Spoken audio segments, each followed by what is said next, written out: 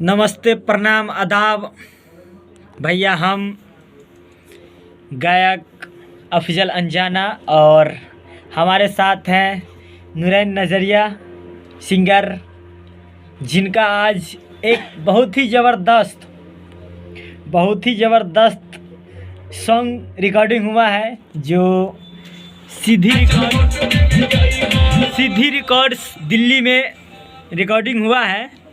बहुत ही ज़बरदस्त सॉन्ग, बहुत ही जल्द आप लोगों को सुनने को मिलेगा ये सॉन्ग। तो भैया आप लोग से रिक्वेस्ट है और निवेदन है कि नूरैन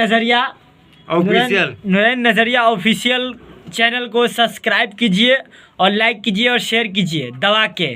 और नमस्ते, प्रणाम। हम भोजपुरी गायक नूरैन नज़रिया। आज बहुत ही अच्छा भैया के लिखा हुआ गाना आज रिकॉर्डिंग हुआ है, तो आप सबके बीच में बहुत ही जल्द मिल जाएंगे हमारे चैनल नूरैन नज़रिया ऑफिशियल में। तो आप सब जरूर सब्सक्राइब कीजिए, लाल बटन घंटी उंटी सब दबा दीजिएगा, नोटिफिकेशन सबसे पहले आप तक पहुंच जाएंगे।